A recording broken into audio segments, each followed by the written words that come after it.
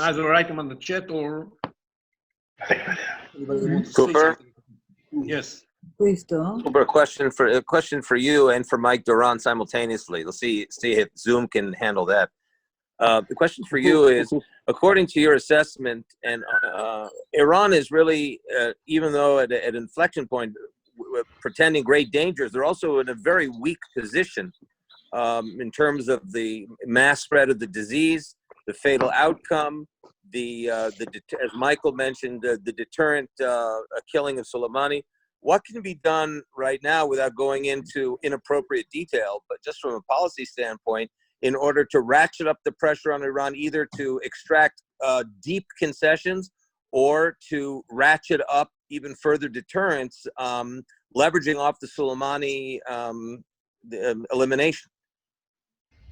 I would be interested to hear, Cooper, from your point of view, and Michael from his point of view. We're in Washington. I think that the maximum pressure should be maintained. I think we agree on that. The maximum pressure should be maintained also because there's no other option. And because it's working, it puts the regime in a very difficult position. It loses a lot of money, and it's under pressure. And I think that when we get closer to October, necessarily right now, and nobody wants to be seen as the villain, but when we get closer to October, the American administration will have to take a closer look at the option of snapback, because this will resume also the European sanctions and other sanctions, and will make sure that the Iranians will not be able to get weaponry from the Russians and from the Chinese. That's something that I don't think it's for the immediate future, but later on would be considered. And it should at the same time repeat its willingness to deliver humanitarian aid to the Iranian people, to make sure that nobody can blame them for the suffering of the Iranian people. If the Iranian regime refuses to accept it, this is a different story. Michael, please. I agree with all that. And can you hear me? Yes. I agree with all that. I don't think that there's a lot of appetite in the Trump administration to do anything to change the status quo at the moment, because it calculates that time is on its side, that the longer these sanctions bite into, the more time goes on, the deeper these sanctions bite into the Iranians.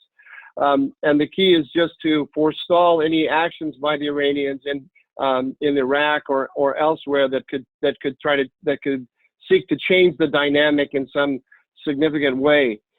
Now, if you ask me theoretically, I think there are a number of things the U.S. could do if it wanted to. One of them is snapback. I think that it doesn't make sense to, we're still actually in the nuclear deal technically, and although Trump has announced that we're out of it, so why not get out of it entirely? Secondly, we could do more diplomacy in Europe. I fully expected that after Brexit that Boris Johnson was going to tack toward the United States on the Iran question. As far as I can tell, the British policy is still an EU policy on Iran. I think we have leverage over the Brits now, and we should be encouraging them to reorganize themselves in foreign policy with regard to Iran. I think that there's a menu of economic sanctions that the United States has not deployed against Iran. We could go deeper after their financial sector, their petrochemicals. There are lots of areas where we could do more. We could do a lot more, and by the way, Israel could do more too on the information front. I think the administration is weak on this. Pompeo came out a couple of days ago with his tweet storm about Iran and the coronavirus. And he accused the Iranians of misappropriating, embezzling aid funds that were supposed to go for health. But there's been no. That ends up just being a statement by the Secretary of State.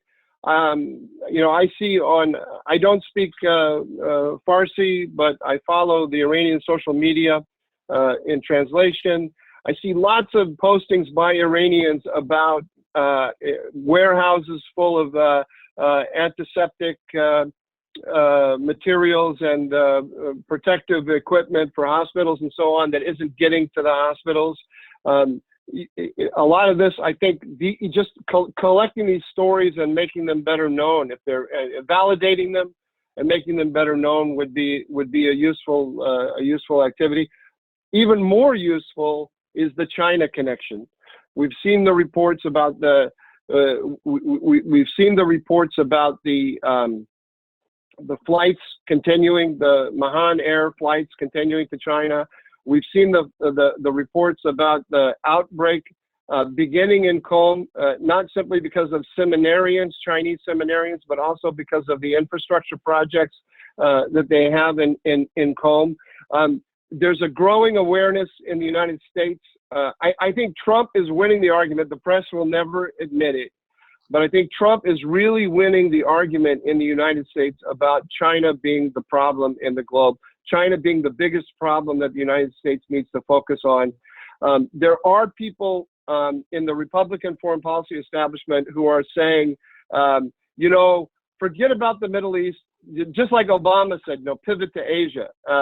Although they're more serious than Obama, they do want to pivot to Asia, and they want to contain China. They don't see containing Iran as part of the Contain China program.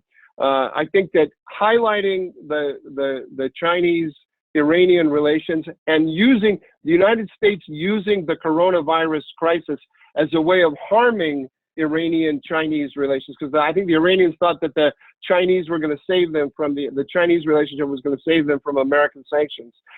Anything that we can do to put pressure on those channels, I think, would be really good. And we've been given an opportunity here by this crisis that I don't think we're really seizing. Thank you. There's a question here on the chat. Somebody asked, what's the Israeli policy? I think the Israeli policy is very clear. The Israeli policy wants to see more pressure on Iran. And the Israeli policy is fully behind what Trump is doing right now. And I think that Michael is right. Israel should help in this information effort to make everybody more aware of the Chinese and especially the Iranian role in bringing this disaster over the Iranian people. That's clear. And at the same time, Israel is trying very hard. Just a second. At the same time, Israel is trying very hard to make sure that Iran doesn't hurt it. And we are fighting the Iranian presence in Syria that affects us and the Iranian efforts to improve the capabilities of Hezbollah in Lebanon with the precisely guided rockets over there. Yes, Michael. Just one point on the information effort. We all need to be aware that there's a generational divide over here now in politics, and it affects the Iran question. If you've got gray hair, then you remember the hostage crisis, you remember all the terrorism, and you read Iranian actions within a certain frame. But the Iranians have gotten smarter, I think, about how they use their terrorism tool. And the JCPOA gave them something that they didn't have before, which is European and American allies. They have actual allies, people who are coordinating with them and consciously. And then they have, I would just say, naive allies, de facto allies who don't actually know they're coordinating with the Iranians. And when I talk to younger people, I'm aware of how distant the Iranian threat seems to them, and how much this kind of Iranian propaganda now about we have to be compassionate, we have to worry about the people. We all know, I think everybody on this chat room knows, that the Iranian regime couldn't care less about the Iranians who are dying from the coronavirus. As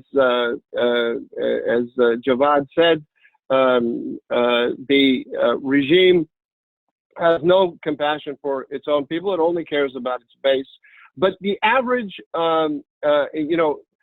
sophomore in college in America doesn't have a clue about that.